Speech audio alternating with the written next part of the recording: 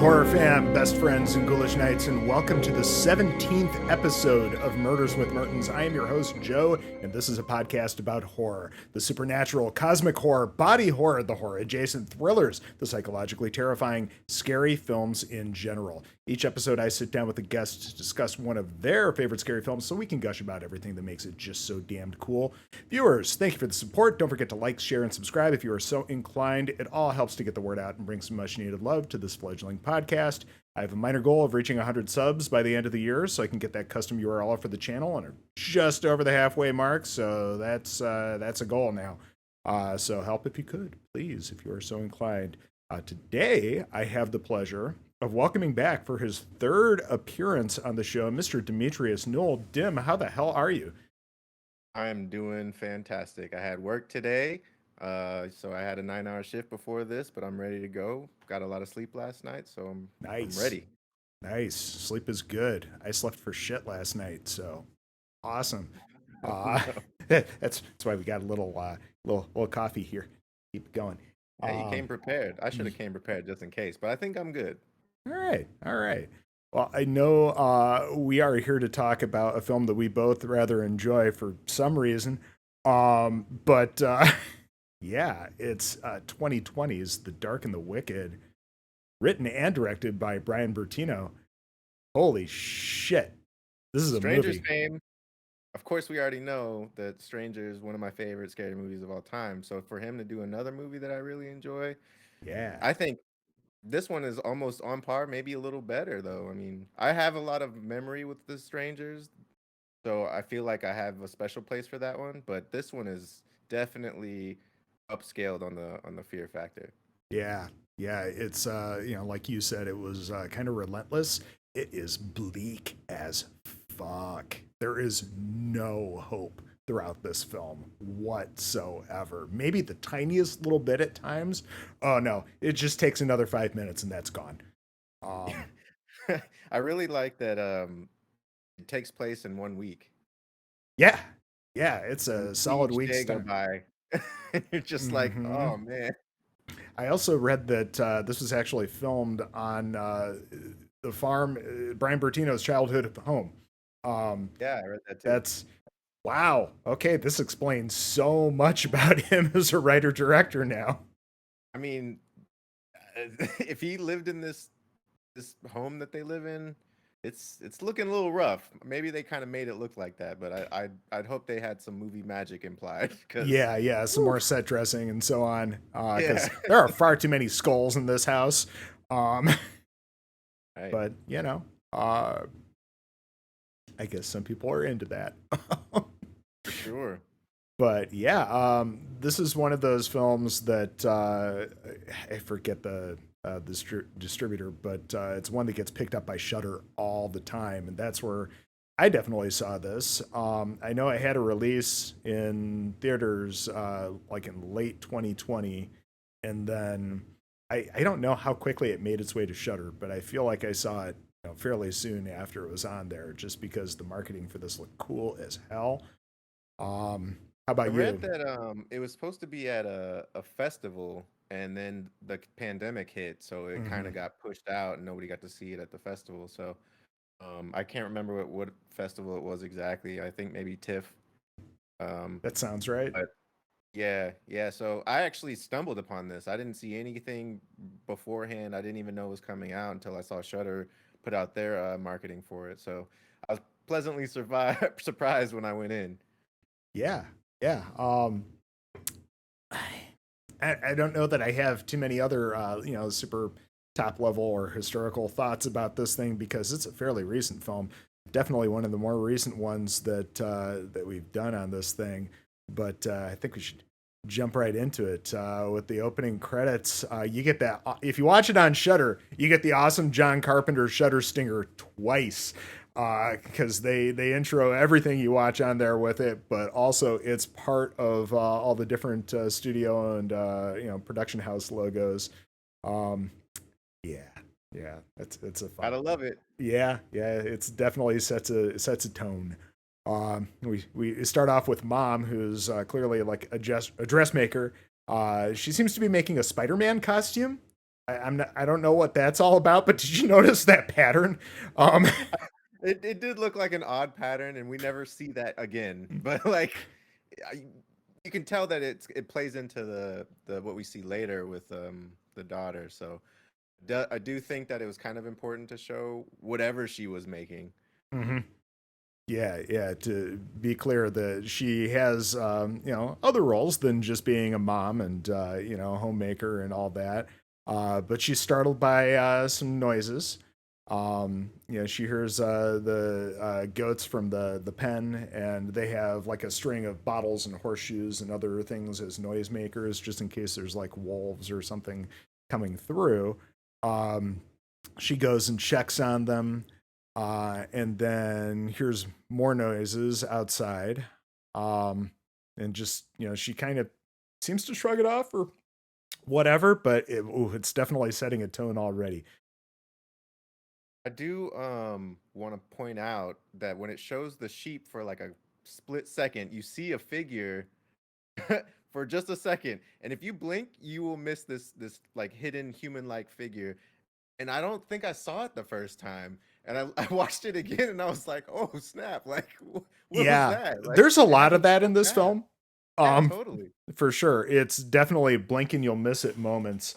Um, so they cut to her almost immediately inside. She's doing some food prep.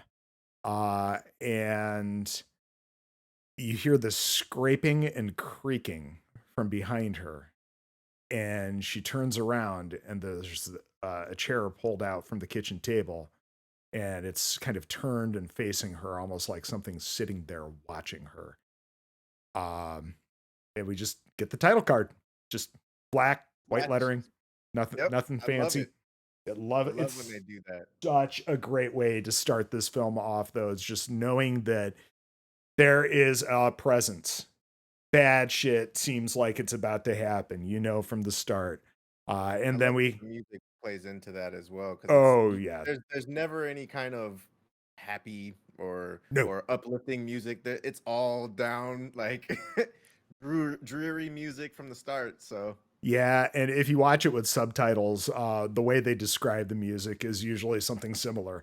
Like I forget the actual descriptors, but it's usually something along the lines of terrifying music or eerie music plays or something like that. I really, definitely I didn't watched. watch it. So. Yeah, I definitely watched it once with the subtitles because sometimes the drawl is a little thick, and you want to go back and know for sure what was said. Um, but wow, yeah, good score, definitely a good score. And then we also get these other title cards throughout the whole film. We already talked about how it takes place over the course of a week, with Monday. So here's the real beginning with Louise arriving at the Straker farm. She opens up the gate, drives on in. um she talks to her mom briefly. She tells her that she didn't want Louise and her brother to come. This is repeated multiple times throughout this film. Definitely. And mom just looks like she's definitely looks like she's not having a good time. Well, Uh, she looks like she's been through the ringer for sure. Like, I mean, at this point, you don't know exactly what's happening, so it's like you knew something sinister was happening when she kind of got startled in the barn, but now it seems mhm. like something's kind of lingering over her. So I really like that she plays that kind of in um, a really deep kind of way. Yeah, yeah, and we'll definitely see that in the dinner scene that comes up before too long. But before that, Louise goes out to find her brother. He's helping the farmhand Charlie change a tire, and they're just having a bitch of a time with it. She offers to help, and Michael makes a crack to her about her being Superwoman or whatever. Um, and yeah, they just kind of shoot the shit a little bit and catch up. And I think Charlie gives her a hug or something at this point. He's glad to see her. Um, and then we get that dinner scene where you see Louise kind of pushing her plate a little bit towards Michael and him eating off her plate. And it's like, this is something that, clearly has been a part of their childhood and growing up, where he's always done this and she's always, fed him a little bit more. It's such a sibling thing to do. Yeah, Um, definitely really traditional in that sense. mhm. Um, and then Michael, makes this kind of ham-fisted compliment to his mother about her cooking, and she just doesn't respond. She's just kind of looking down like this, and lost in dark thoughts. And so Louise and Michael will kind of look at each other, and she pipes up about the sheep or goats or whatever, and how she thought it was the plan to kind of wind things down with the farm. um No more but babies. yeah, and mom says that they're just going to keep working it because that's what dad wanted them to do. um and I can't remember if I it's believe Louise or she says at the end of that conversation, she says again, "You never listen to me," but she kind of mumbles it in a way that you have to like really be listening for it. Yeah. Yeah. I can't remember which of the siblings says it's going to be okay, mama. And this is when she finally looks up at them, because the whole time she's just been kind of looking down into the side, kind of not really a part of the conversation at all. And she says, "What's going to be okay?" And this is where she tells them they're stupid for coming and they should go home. And then, like you said, yeah, but you never listened anyways. So, That's right. oh, yeah. Um, so Michael and Louise are just kind of hanging out, drinking beers on the porch after this conversation. Um, Louise smoking. Um, and they're just like, what the fuck just happened? Eh, they're very concerned. It's if we haven't been introduced to this yet, they're there because their father's dying. He's bedridden, and they expect everything that's bad is mostly because of what's happening with him, probably. But oh no, it gets worse. It gets worse. um I can't remember if is it when she's cooking the dinner that they do that really wide screen like they do from The Strangers, where you can see like inside the bedroom, and then you can also see like the kitchen, and then Luis is there's standing in the a corner. there's a lot of that I in really this like film. that aspect because you can tell that it was very similar to that scene Hmm. where Liv Tyler is standing in the kitchen. Hmm. Yeah, and the guy walks up out of the The shadows Strangers, behind yeah. her, and yeah. um there's a lot of effective use of that kind of thing in this film, for sure. um but yeah, I can't remember where dad is really introduced, but regardless, um, Louise locks the door after coming back inside. She peeks in on her parents. Mom's, I think, kind of half asleep, sitting up in bed. They're watching TV. Um, and she walks over to the sink and pours herself a glass of water. And you get those strangers vibes right here for sure. And you hear this creak, and she looks over to the front door, and she sees And it's guess open what? again. Yep. Yep. And she slowly walks toward it to lock it again, and you hear the voices from the TV in the bedroom getting like really distorted and creepy. It sounds like something straight out of Control. Yeah. Um it's effective, and you may not notice it at first because also as she walks by the bedroom door, you see this massive dark figure standing there. Mm-hmm. And the camera kind of continues to track with her as she goes over to the door. She locks it. She walks back, and it's clearly her mother standing there this time, and it's all within the same shot, which is I god, it's love that. It seems so seamless the way they did that. yeah. And like you said, it's the kind of thing where you could totally miss that Absolutely. it was a different figure than the mother standing there. Sure. um and this is where mom kind of scares her, asking, what is it? And she kind of startled there, and she's like, it's just the wind. um but mom stares at that door. Oof, she knows. And we're back to meal prep. um and Meal prep. Yeah, I mean, she does hit up that cutting board quite a bit throughout this she movie. works that santoku knife, yeah. Sure does. That's right. It's a good blade for vegetables. It is. But Cuts a and lot of them. yeah, yeah, and other things. So Michael, who had he had gone to take a shower or something earlier, and he's like at the table. I don't know if he's dealing with bills or he's dealing with something there. I love how this is all within the same evening too. All the shit that's happening. It Yeah, feels like it should be a different day, but no. almost. Yeah. Um, let's see here. He tells his mom that she should get some sleep, and she just replies that they should leave. And he's like, "No, ma'am." And she says to them, "It's not what you think." I wrote down that quote also. And you're Yeah. like, oh, really, mom? Yeah, you're acting kind of weird now. Like, Yep. Yep. Apparently they're not that concerned. And how good is the sound design with all the chopping? You know, right. every little thunk into that cutting board. Um, so Michael had, gone to bed, and she's continued to chop away there, and you hear that chair again. Man, And she just keeps on a chopping. And all of a sudden you see her going right through her fingers because it's getting more and more aggressive, and the music's kind of the, swelling.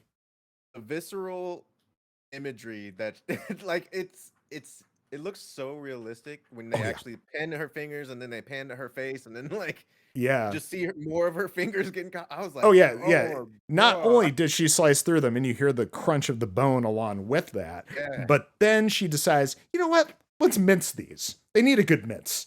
Um Oh god. yeah. Yeah, she didn't want them whole. She wanted them actually No, chopped. no, no. They'll cook more evenly if we, are a little more consistent. Um so um we cut to the title card of Tuesday, and there is blood everywhere in this kitchen. Yep, Um it's oh dried yeah. up. Yep, yep. And the kids kind of burst outside through the door, looking for their mom because they saw all the gore in the kitchen. And it's that shot of them in the distance running by the opening of the barn, The barn, yep. and the camera continues to move along, and then we see mom just a hanging there. Yep. um and then Louise sees her, runs in, grabs this bin to stand on to try to lift her, and they cut her down. And And with the yeah. score here, it's like piercing the way it like hits you because you see her legs and you're like, oh god, and it makes you like think about your family and stuff, and it's just Yep. like, oh, you just feel for the kids. It just, it's one of those hurtful and more impactful type scenes that I've seen in a horror movie like this. Yeah. Yeah. And they just cut right to Wednesday. That's all we get at Tuesday. That's our shortest day, I think. Yes, it is. And probably because we don't need to see, really what else happened with dealing with their mom, and probably, calling an ambulance and the cops and whatever.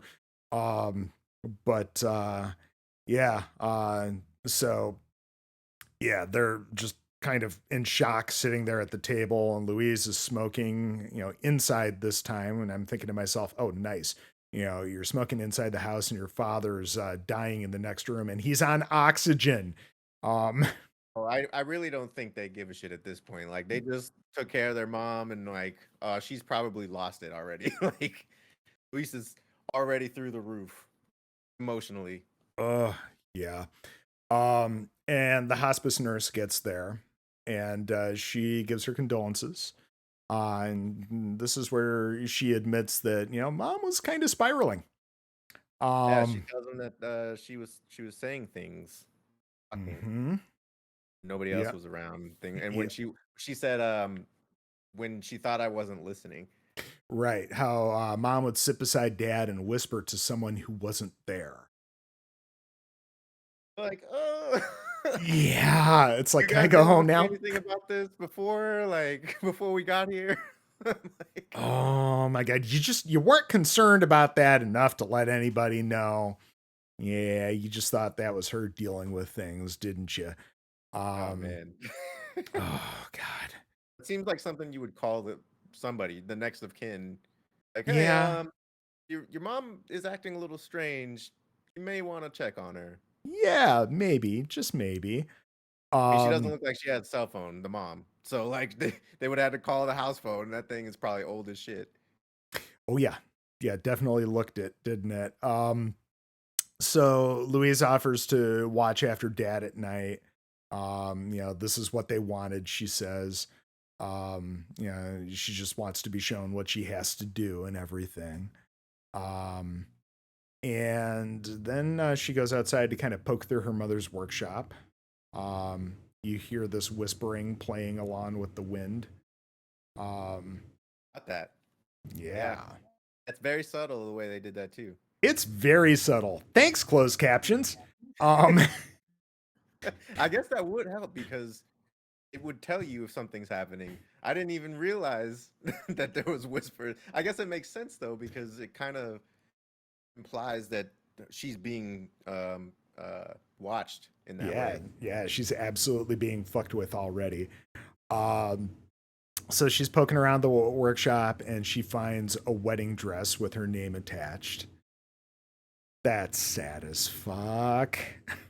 Yeah, I mean it looks like a great dress. I mean, obviously wedding dresses are super hard to make and very time consuming, especially with the amount of details that goes into them. So, Mm-hmm. very very emotional for her. Yep. Yep. It's probably something that her mom made specifically for her, or it's an older dress that's been in the family that she's touched up. But one way or the other, she always hoped that Louise would, have a use for it. Um, ugh, that's awful. And then we cut to them, Michael and Louise tending the farm with Charlie, and they stop by this pet cemetery by the water. Um, and they kind of argue a little bit over mom's breakdown. But Charlie offers a few words of kindness here. He's a very good family friend, aside from just an employee. It's clear. They I grew do up want to with him. say, as somebody who isn't a country person, like it didn't really register that you would have a pet cemetery for your animals, like until I seen this scene, and you're like, oh, well, that's all the sheep names or all the lambs and stuff. And I'm like, oh man, I guess if you really were using them for not for like killing and doing things like that, then you would bury them and you would have a cemetery for all the ones that have passed on.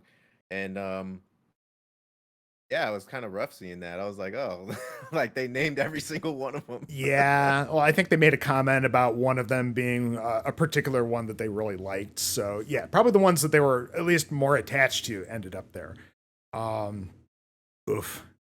Um, so Louise, back at home, she goes to take a shower and she hears noises coming in. And of course, it's the typical sibling thing, right? I just need 5 fucking minutes, man.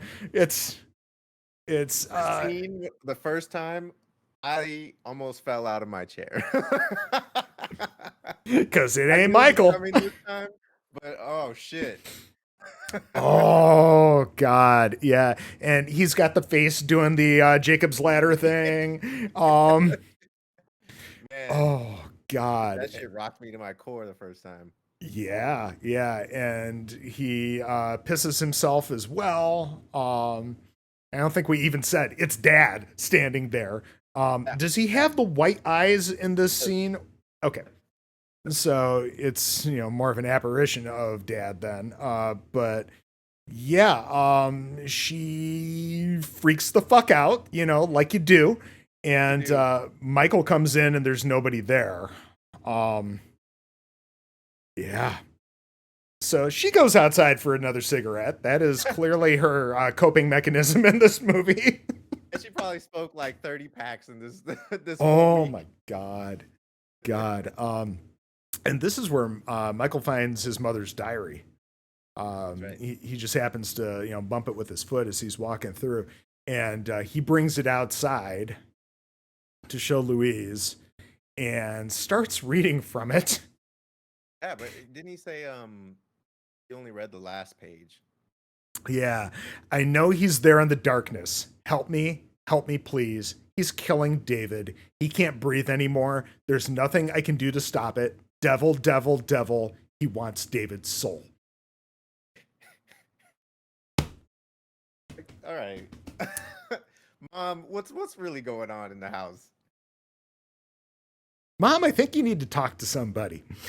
Like that nurse ain't doing it for you. Like No, to no. get She's you just away sitting from your there children. knitting. That's all Yeah. she's doing. She's catching up on her, her knitting. Um, oh God. And we cut from the quoting of the diary right to Thursday. Um, and this is Michael questioning. I think there's a few shots of the cut rope at this point, and Michael's kind of questioning how she was even able to get herself up there because it was so high up, and Louise had to drag that bin over to be able to stand up to get her down. Wasn't it a fridge that she had to drag? I can't That's why it remember was so heavy. exactly I because I, I it's thought it all in was. silhouette. It's so Right, it's yeah. yeah, but oof. Yeah, Um, basically the mom wouldn't have been able to do it on her own is what they were implying, right? yeah, yeah. Even if she kicked whatever it was out from under her, there was nothing around that she could have done that to. Um, and they read some more from the diary. And mom is describing locking the door, but the present's still getting in, how it's killing dad and laughing at her. I think my question is at this point, how long has she been this way? It's a, Like we cut in the very beginning to her and the farm, but I mean, it's definitely implied that this has been happening longer than that. I yeah. wonder, I mean, it doesn't explicitly say it ever, but I wonder how long she's really been dealing with this because if it's been like a week, 2 weeks, maybe longer, like that's a long time to be stressed out with these ghosts. Like, Oh, yeah, absolutely. Maybe as long as, dad's been sick, or at least as long as he's been sick and in care at home. Um, I don't know. It's oof. A good kind of question felt though. like whatever happened is the reason why the dad is in the coma in the first place. And then after the coma, it latched onto her, and then obviously we know it continues to move outside of the house, but we'll get to that. Yeah, yeah. Oof. Yes, we will. Um, I think they go to the morgue from here. The mortician is a family friend. It's definitely one of those towns where everybody knows everybody. Of course it Um, is. You see this farm? yes, yeah. There's this farm, and there's the hospital with the morgue, That's and it. Charlie's trailer. That is it. Maybe a general store. I don't know. I think they got to go to the next Oh, town where there's a yeah, Walmart. Maybe I don't probably. know. But oh shit, yeah, and yeah, they talk to the mortician. He digs out the personal effects because in her pocket were all of these little crosses that apparently they used to pass out at Sunday school when he was a kid, and they're like, "Mom didn't go." None of them are religious. The kids are basically atheists. Um, and that's another thing. Mom's been singing in the beginning of this film a lot of old hymns. Um, and I find that kind of interesting given that she wasn't a religious person or anything. It's possibly she was doing it to try to protect herself. I'm wondering because whenever they do this whole like devil hell versus heaven type thing, they always have characters kind of reciting things from the Bible. Mm-hmm. So I guess without the subtitles, I don't know exactly what she was saying, but did that any of that resonate with you? What she was saying? Like, could you tell anything was off about it? There were at least a couple of old timey hymns that I recognized, but it, again, I find it very odd that at this point we find out no, she was not religious in any way. Yeah, So yeah, yeah. yeah, it had to have been along with the crosses in her pocket. She was she was probably grasping at straws, trying to do anything she could do to protect herself. I'm wondering if it was maybe the presence or devil speaking through her with those verses. Maybe just mocking the situation. Yeah, That yeah, that yeah. could With be. the like, you can't be saved, Yeah, and this yeah. isn't gonna protect you. Yeah, because it's certainly the singing definitely comes back later. It does, yeah. Um yeah, let's see here. So yes, they admit that they weren't religious and everything. Okay, so we're back to the farmhouse, and Louise is tending to her father at night. He starts coughing like crazy at this point, and we get a big ass spider that comes out of his mouth. It just doesn't stop with this movie. No, not at all. And You got Louise is, arachnophobia? Well, we'll just throw a little bit of that in there for you yeah, too. yeah. We got goats. We got goats. People don't like goats. Yeah, We it's got crazy. all sorts of shit. And so she like tries to kill the spider and tries to look for it in the sheets and everything, and she's having a fucking freak out about it. And that's when Michael walks in and she's like all embarrassed about it all. But I thought I saw a spider, and I love his response, which is the typical, well, did you get it? Come on, bro. No, I did not get it, and now it wants revenge. It's It's in the house. We can't stay here. Like, yeah, we gotta kill it with fire. Let's burn it all down. burn the house down. It's already here. It's too Yep, late. yep. It's the spider's house now. Um, Yeah. oh God. So Louise at the kitchen sink, under the drain stopper, finds yet more blood that they have yet to clean up. So she mops that up and then goes out for another cigarette and more reading of the diary. And just stop reading that diary. I think you know what's going on. I think you need to get out of there. And this is where we start getting wolves howling in the distance. Mhm. Oh, it's effective. It is. Yep. And then we cut to Michael. He's in bed, and the loudest light switch in the world is heard as the light on the ceiling fan above him flips on. And he's woken up, and he gets up. He looks around, nothing. Turns off the light. Happens again, and we get those wolves again. Mm. And he gets up to take a look around. He flips off the light and looks outside. And there's mom. And she's starting to float a little bit. A little bit, That's man. She goes pretty high. Like, yeah. It's not unsettling at all. No. Oh God. And no. then And the he funny thing oh, about I'm sorry. oh no, I was gonna say the funny thing about when people see apparitions like that, Mhm.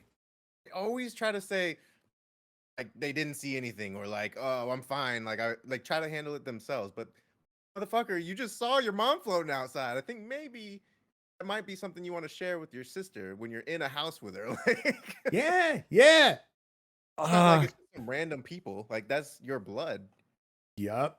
And he sees her floating outside, and I think she's smiling too, which of course just adds to the unsettling nature of all this. But then he hears her singing from inside the house. And he backs away from the window and starts walking towards the bedroom door. And this is where we see her standing in the shadows behind him as he walks away.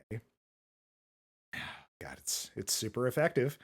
They really perfected his game in this movie with the supernatural scares.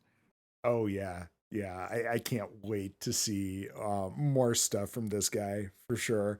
Absolutely. Um, I love directors that tend to stick with one particular genre, and Sure. I think you're between perfecting that. exactly, between him and Mike Flanagan and oh god, what's his face who did the Night House, and we get Hellraiser from him next month. Oh yeah. Um, I remember right now. Jesus, I can't think of the Yeah. guy's I name. actually just watched the first one again today. Oh, the Weirdly Night enough. House.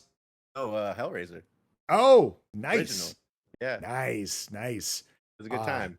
oh yeah. Yeah. It I was don't wet. know that Clive Barker needs to really be a film director, but That said, I understand him wanting to, tackle, his own story there.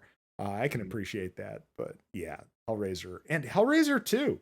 Surprisingly decent sequel for a film series that has a lot of shit sequels. Yep. Um, There's like 8 of them, right?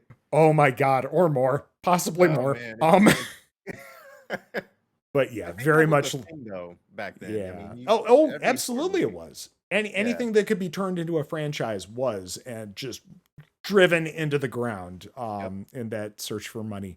Um but American yeah, Dream. you know it. But yeah, very much looking forward to this new Hellraiser. And that's going to be on Hulu soon. So yeah. He walks towards the bedroom door. Mom is in the shadows behind him. He flips on the light and she is immediately behind him. And he turns around and she's gone.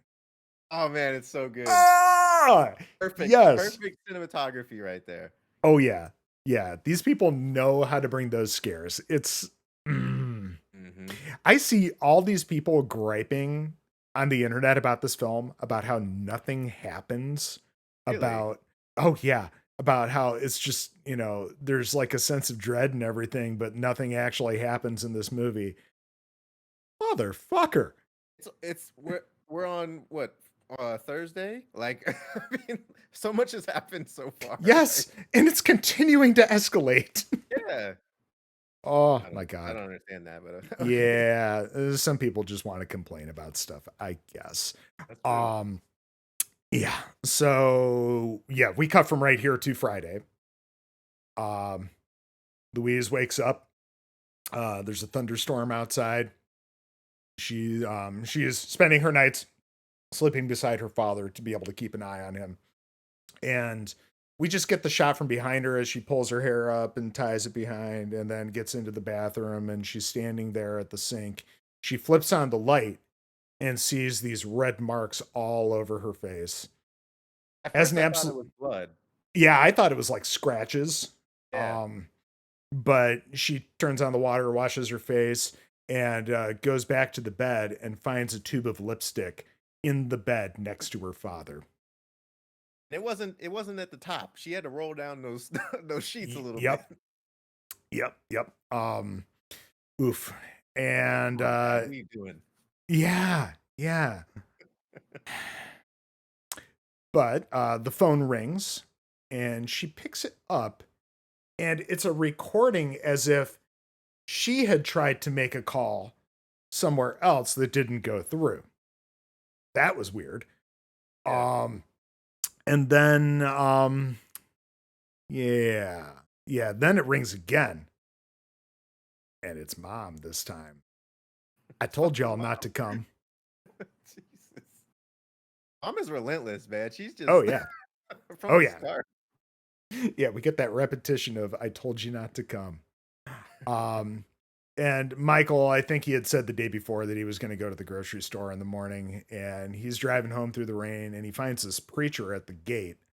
Um, the preacher hands him a business card and, says he wanted to talk to them or whatever, check in.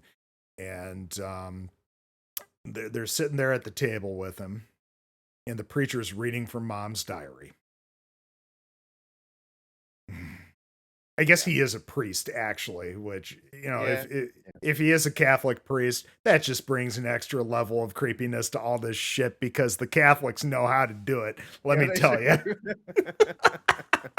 do. Oh God. And it's Xander Berkeley too. Great character actor.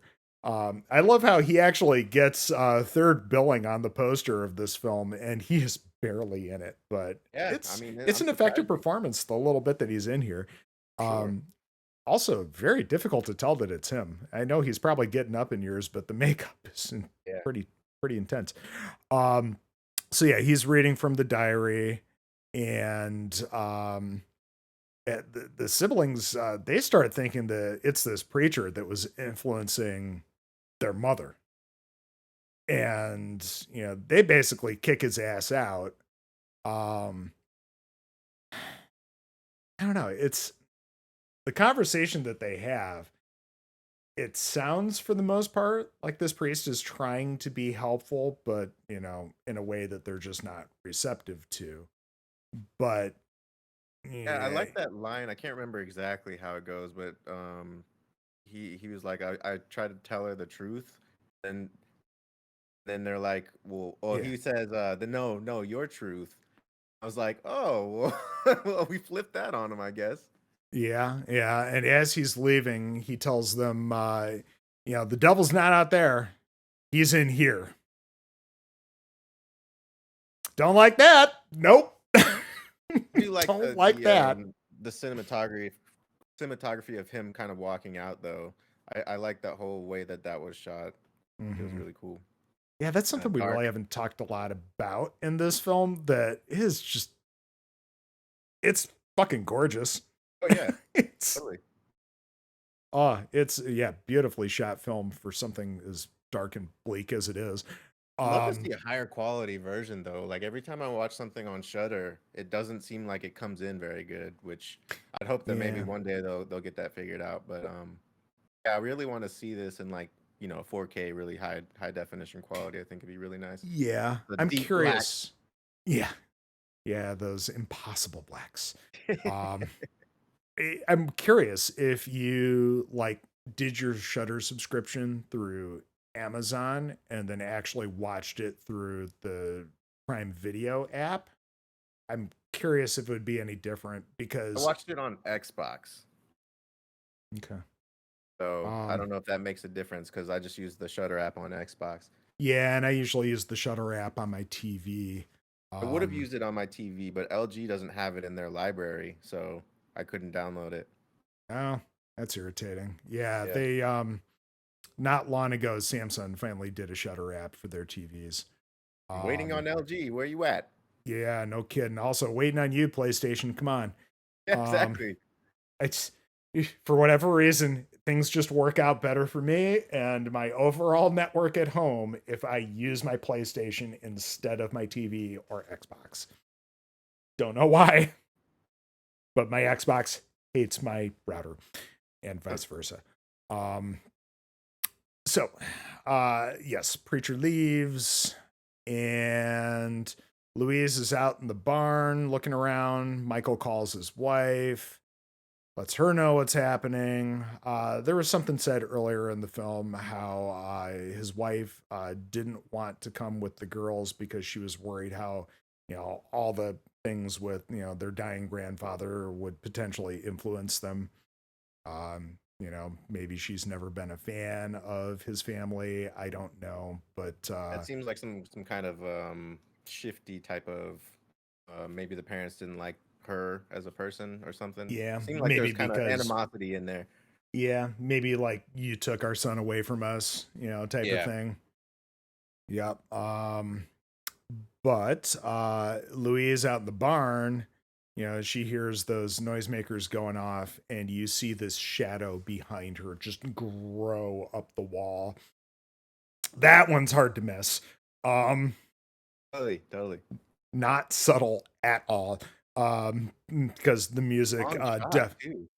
yeah, yeah. The music definitely swells along with that too. Um, So there's that, and then Michael and Louise are talking again. He admits that he saw his mother the night before, but that it wasn't her.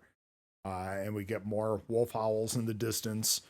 Um, and then Michael wakes up, finds that Louise has already been woken up by something else, and she's like, "There's something out there." Surprise. I mean, I mean, it's Friday, y'all. Like, we've been here 5 days and you're just now saying this?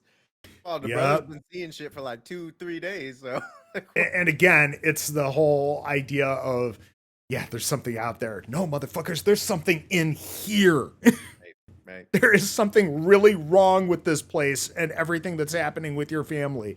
Um, and they see it's the priest outside. Oh, I'm sorry. Oh no, I'm sorry. I wanted to say, it seems like whatever this thing is, attacks the males first. If if we're gonna say that the dad was attacked first by whatever this presence is, because why is the brother the only one that's seeing it? The females didn't see anything for a while, and I guess Luis doesn't really check it out until what, Saturday or Sunday. Yeah. Yeah, it I doesn't mean, seem it to be follows her, but she really. doesn't see it. Yeah. Other than the fact that, they both see the priest, who we'll find out later. Yeah. But yeah, the priest outside calls out to them, "You should come outside." And when they open the door, he asks, "You want some rope?" Fuck. Why are you standing so far away from the from the door? Yeah, yeah, and I think he's got the white eyes now, just like Yeah, the I the love that apparition of scene. the father. Yeah. Um, ooh, yeah. The phone rings behind them, and they look around again. He's gone. Um, Michael steps outside. It's like, why are you going outside right now? Don't go outside right now. And he's looking around for the preacher, and the phone starts ringing again. And they just rip the cord out of the phone. They're like, enough of this. And we cut to Charlie, and it turns out, no, he was trying to call them, and he is very, very disturbed about something. And he's loading a shotgun, and he hears some noises in his trailer. Of course he does. It's like There's nobody that's safe in this film.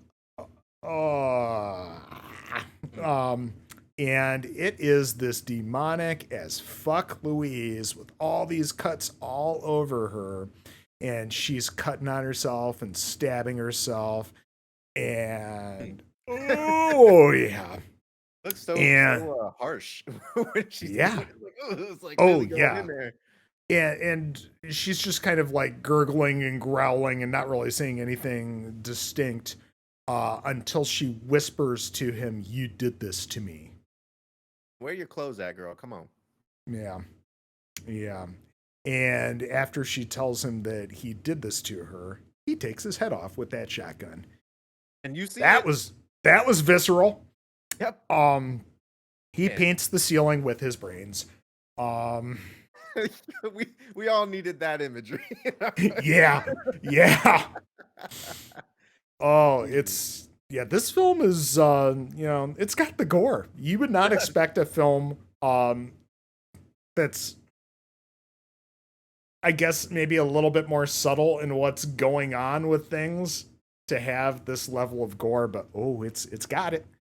That's I for like sure. that it's you're not safe in the daytime. No, not at all.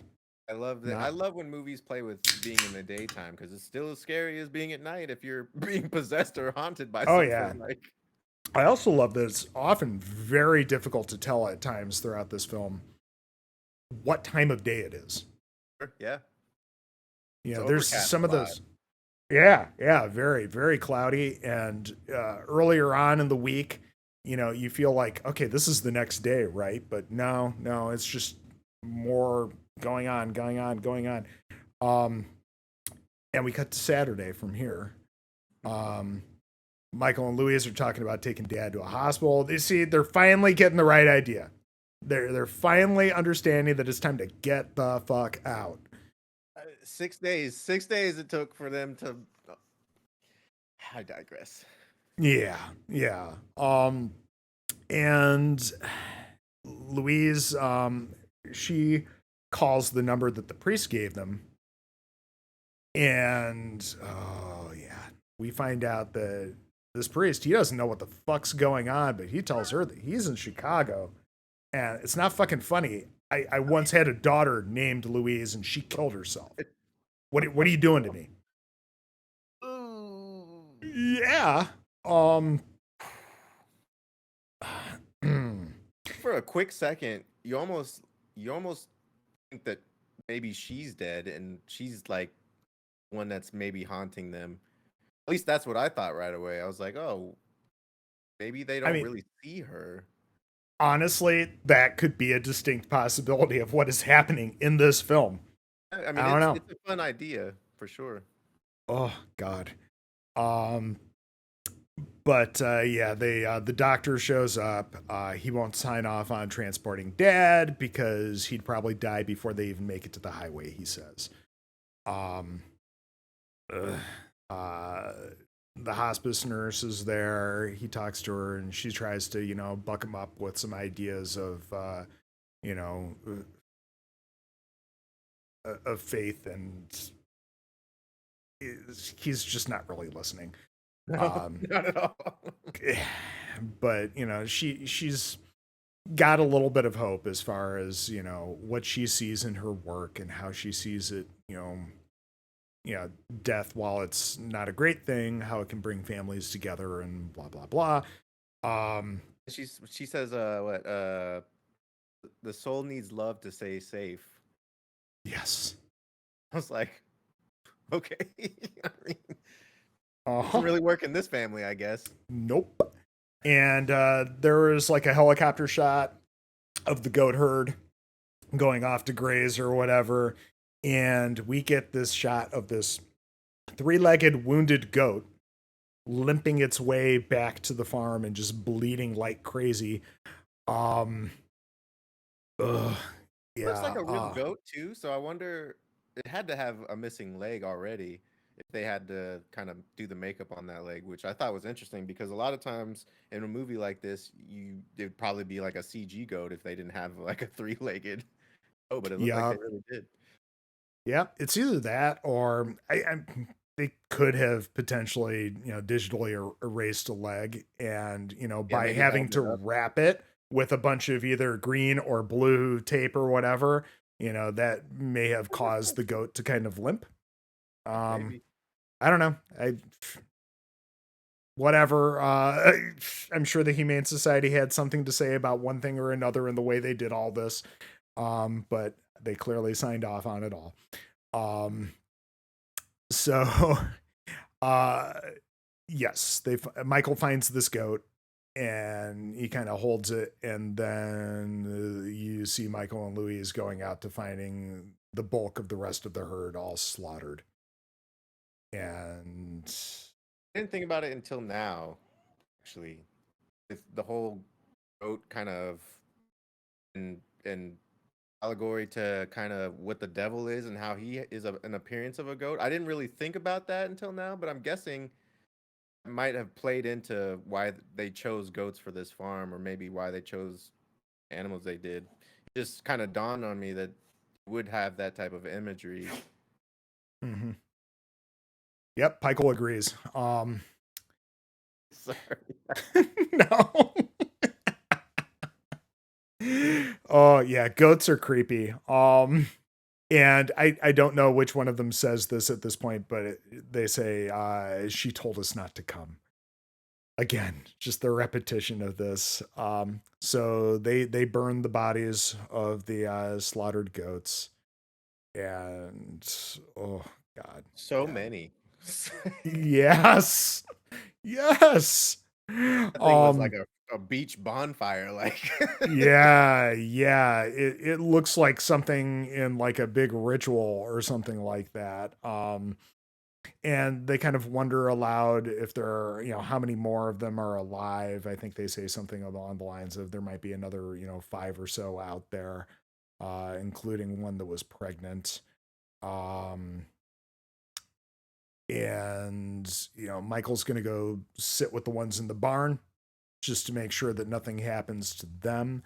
And Louise wants to come, but he's like, no, you got to stay with dad. And they admit to each other that they're fucking afraid. Time, let's, I mean. Yeah. And so Louise is sitting there in bed with her dad, and of course she's just reading the fucking diary. Louise, fuck, stop reading that diary. That shit up your hands. Just come and slap that shit out there. Yes. Oh my god. Burn that shit. Rip it up. Yeah, nothing good is coming from this. You're just making yourself more and more unsettled, and yeah, I suppose it's pretty effective for us. Yeah. So Michael locks up the remaining goats, and his phone rings. It's his wife, Becky, calling. He doesn't get a chance to answer though because the noisemakers all clatter, and he hears mom singing again. And naked mom, who's all like sliced up, kind of comes after him and pins him up against the wall, and then she's gone. And she gets like really close to his face. I thought Yep. something was going down at that point. Yep.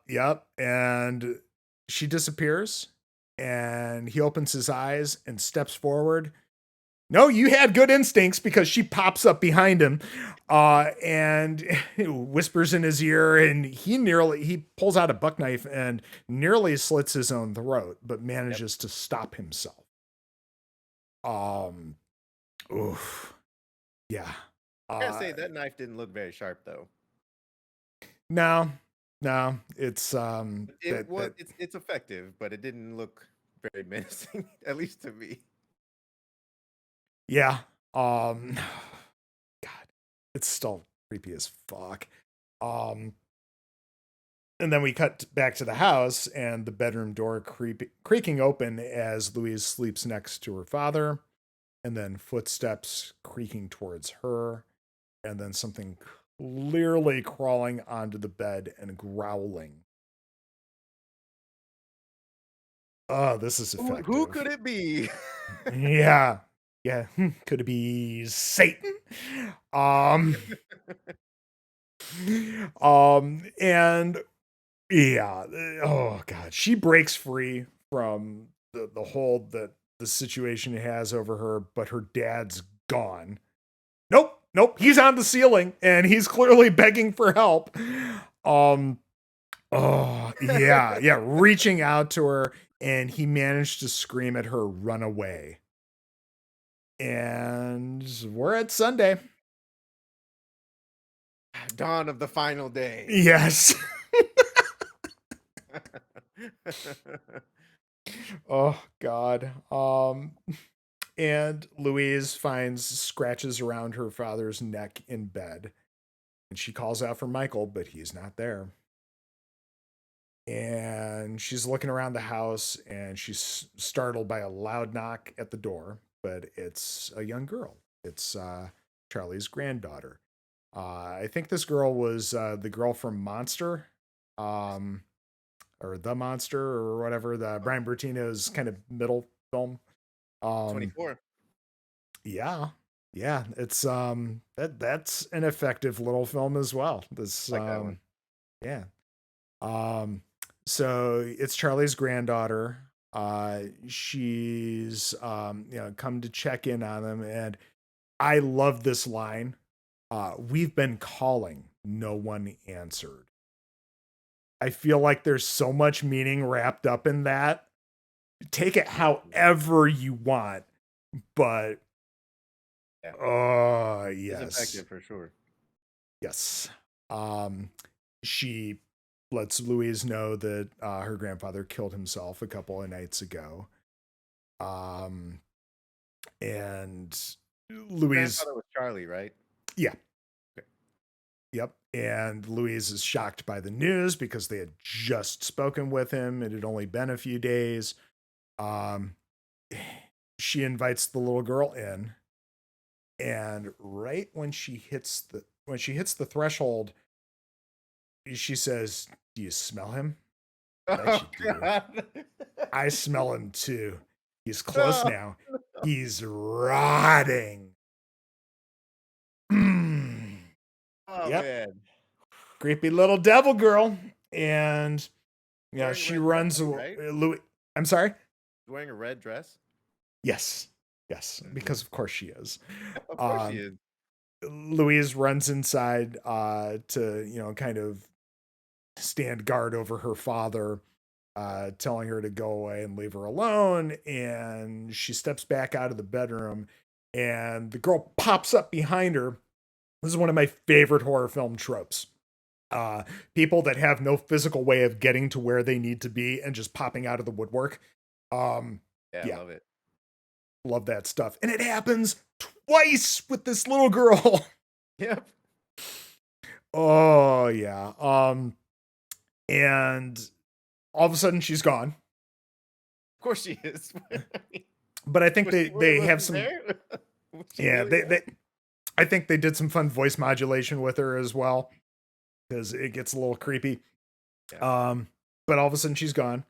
Louise calls Michael and only gets his voicemail. And then of course the hospice nurse shows up and, gives her a jump scare as well. Saying, "Hey, sorry I'm late. I told Michael I was going to be late. Blah, blah, blah." And she lights a votive for the dad. And Louise plugs the landline back in and calls Michael. He finally picks up. He's been avoiding her because he drove all night to go home. He finally got smart and decided it was time to get out of there. I like that whole conversation because he's basically like, fuck all this and fuck all that shit over there because I'm done. This is it. Yep. I've had enough. I got my wife. I got my kids. These are my family. Fuck y'all. It's time to go home. I was like, yes, sir. Yes, sir. Oh my God. And so the nurse sits down to, work on her knitting while she sits there with Dad. And she gets this slight smile on her face. It's barely perceptible. But oh, them knitting needles. They're quite long, aren't they? Oh yes, and whispering intensifies, and Michael says to Louise on the phone because they're still kind of talking. We got the two planes of action here. It won't wait much longer. Save yourself. Click. And we cut to the nurse having stabbed herself in the face with a needle and in her eyes, actually. And she's like stabbing herself in the gut. And then she attacks Louise and basically bangs her head into the door and knocks her out. And God. And okay, no, she had just stabbed herself in the face at this point because it's here where we cut to her dragging Louise out into the kitchen, and then the nurse takes out her own eyes. And what is it? She says, "Jesus loves you, always there for you." And then she collapses dead. All right. Again, nobody getting out of this thing alive. Anybody who's been on this farm. Oof. So we cut to Michael finally getting home. And, he calls out to his family. And there's like some old timey music playing on a record player because that's Brian Bertino's shtick. Yep. I was just gonna say that. Like, who the hell's listening to this old ass music like right now? Like, yeah, because yes, and of course it's always on some kind of record player, so it's always got that little scratching kind of a Tory scratch that it has, and it's like so perfect every time. But it's like it is. It's a very effective technique. It's gonna get us every time for sure. And he's searching through the house. He looks in the kids' room, and there's nobody there. And he steps into the kitchen. Yeah. He sees his daughters slumped over their breakfast and bleeding out, their throats cut, and finds his wife with the knife still in her hand or nearby, having cut her own throat. And, talk about visceral imagery, like. Yep, the blood is still dripping. This has just happened. Right. And he loses it. He and decides, okay, there's no more point, and he slits his own throat, and he's not even done doing it when he looks up and sees that his family isn't there. This has all been a trick. And it's at this point that his family actually walks in the door after going to get donuts, which sounds fantastic. And they find him dying there, bleeding out.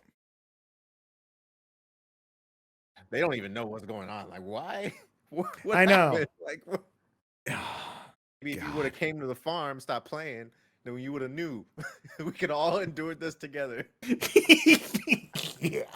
That's what family's for. Oh, Jesus. Yeah, that could have been so much worse, couldn't it? Oh yeah. So back at the ranch, the phone's ringing and it rings and rings and rings, and Louise finally wakes up, and her father's breathing is so loud, and it's just this horrible labored breathing. It sounds horrible. Um, and at first she's like, I gotta get the fuck out of here. And she stumbles outside and she falls hard down these stairs. Hmm. That does not look fun. Um uh, and she still hears him, coughing and wheezing, and she's like, nope, nope. I got I gotta help my dad.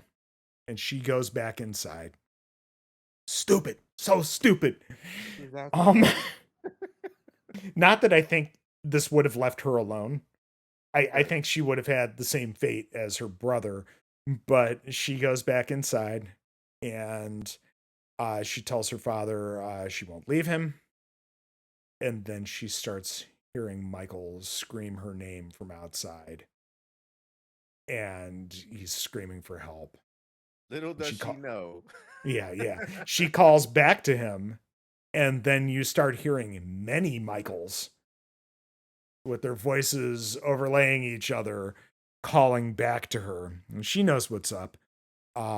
And this is when the votive on the nightstand blows out. That can't be a good sign. Um, and her father starts breathing his last breaths, and she's begging him not to leave her. And she's looking back at the doorway, and I I don't know if there's anything actually there. I couldn't see shit when I was looking for what she was looking at. Yeah, I didn't see anything. Yeah, I don't know. Maybe I need to watch this on a TV again. Not that that will necessarily help, but Mm. yeah, it's What do you think she saw? Do you think that something was there? I think that there's the possibility that there was something there, and maybe it's something only she could see. But there's always the possibility, like we talked about earlier, there's things that you pick up on, multiple watches of this film that are just blink and you'll miss it. So I Sure. kept Yeah. looking for something but couldn't see anything.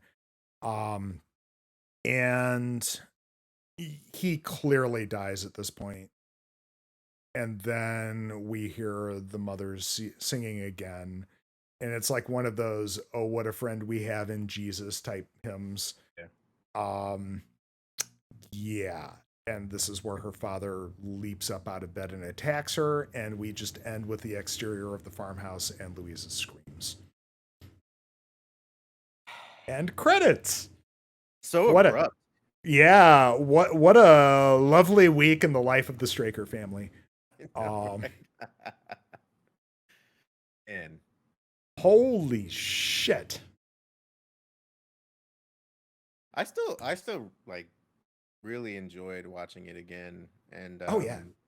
just like, the scares are so effective even after seeing it, which is Mm-hmm. incredible. Like I just think that's really well made, Yeah. especially for a horror movie, which don't usually have a huge budget for this type of stuff. So that he worked that camera magic really well with what he had. So Yeah, that's one of those necessity being the mother of invention type things where the super low budget kind of causing you to need to be more creative and how you build your scares, and they have done this with an incredible amount of tension and feelings of dread throughout all of this.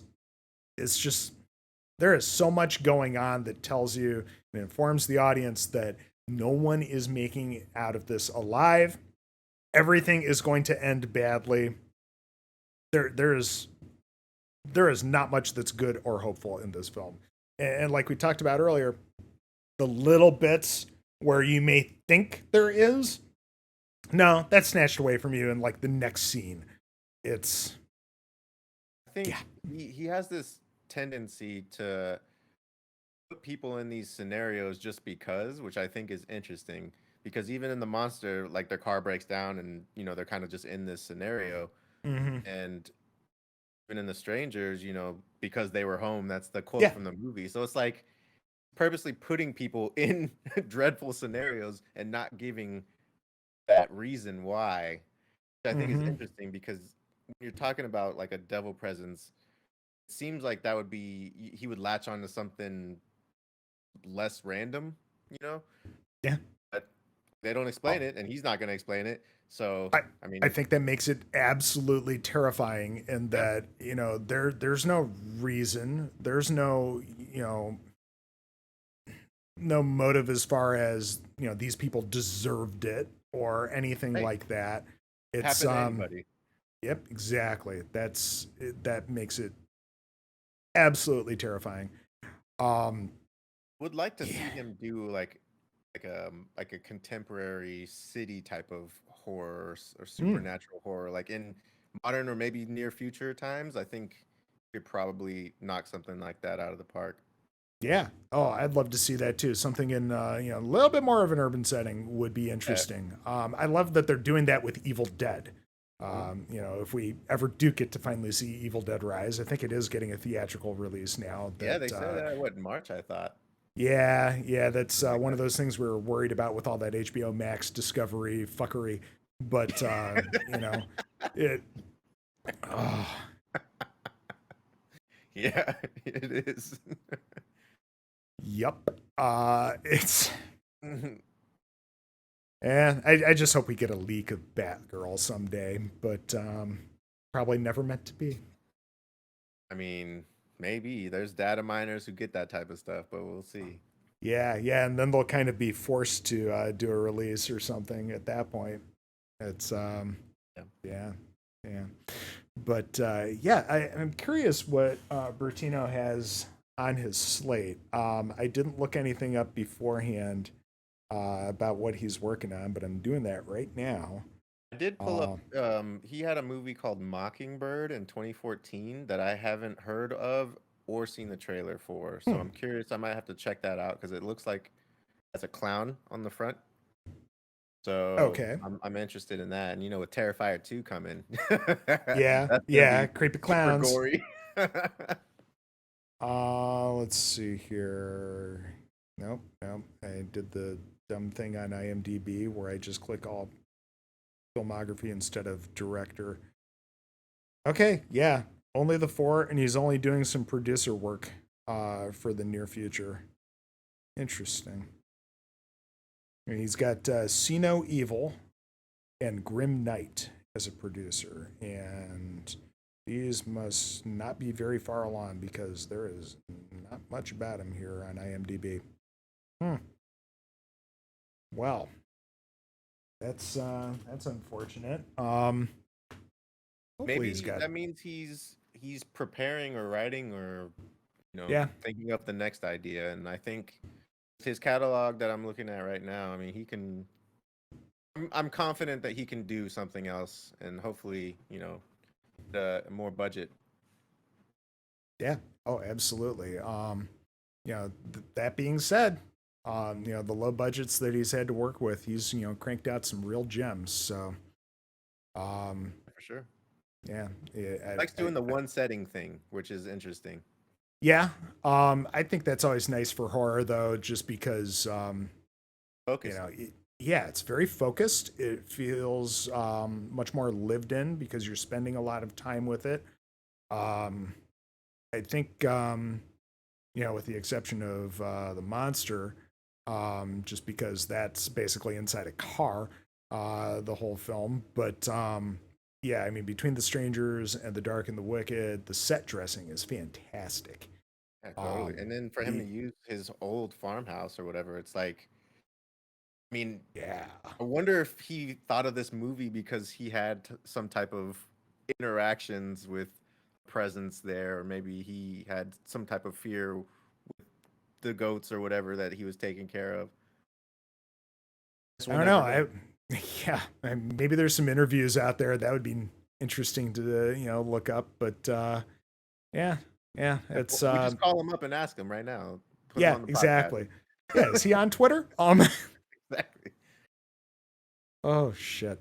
Um, but yeah, hopefully there's something cool coming from him. Eh, we talked a little bit about, some of our theories about what's actually happening in this film earlier. Do you have any more thoughts where that's concerned?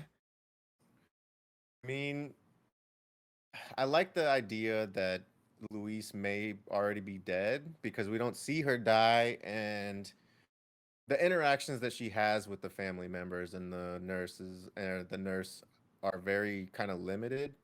Mm-hmm. So, I mean, there is like I like playing with that idea. Um, but no, I mean that's really the main one, I think. Yeah.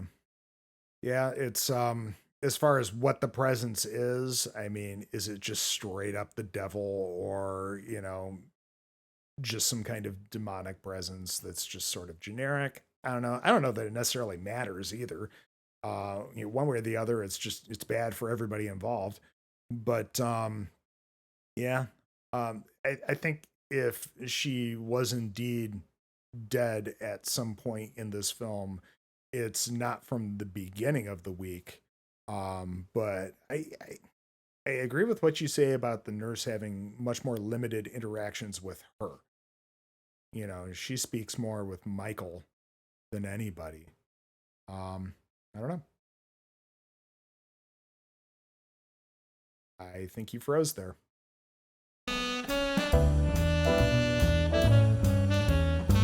What happened? I don't know what's going I'm on. like, Dim is lost in thought. He's thinking extra Like the hard about screen, these theories. I swear it's Discord. It's not my fault. The screen went black, and I was like, it popped up with a little Discord message, and I was like, "What is happening?" I checked my internet; it was still on. I don't. I'm having issues with this program, I guess. I suppose it just does not like you for some reason. I Um, wasn't even touching anything. Like, Dim, grab Michael and get out of there. maybe the presence is here now. Oh Check around these no. corners. Getting dark out there. Oh shit. Uh Dim, this was a lot of fun. This went by quick too. I'm Yeah, shocked goodbye. for a film that we both have a lot to talk about and has so much that actually does happen throughout it. How quick this went by. Um any final thoughts on The Dark and the Wicked? Um, no, I mean, I think we got a lot of that out, and I really enjoy that he plays with that short runtime. Every time it's like he's not trying to keep you waiting. Yeah, I mean, short of, films like Doctor Sleep, especially that director's cut, 90-minute horror films seem to be a very nice sweet spot. Oh yeah, totally. You get in, you get out, you get what you need. It's definitely much more respectful of people's time for sure. Um, but yeah, I don't think I have much more to say about The Dark and the Wicked. We kind of got it all out there. Um, Dim, if you'd like, where can people find you? On Twitter, Gifted Dims, Gifted spelled with a Y, and on everything else, Gifted Dim 63. Cool, cool. Well, we'll definitely be doing something else in the future, I'm sure. You are as of this point the most prolific guest on this podcast, so always great to have you back. Yeah, yeah. You just and people did not listen to me. They did not stop at 69 views with the Get Out episode. So, um, I'm but glad. yeah, yeah. This has been Murders with Mertens, a horror film podcast. Thank you for letting us tickle your ear holes. Please like, share, and subscribe if you are so inclined. I'll be back soon enough with another episode, but until next time, stay spoopy, everyone.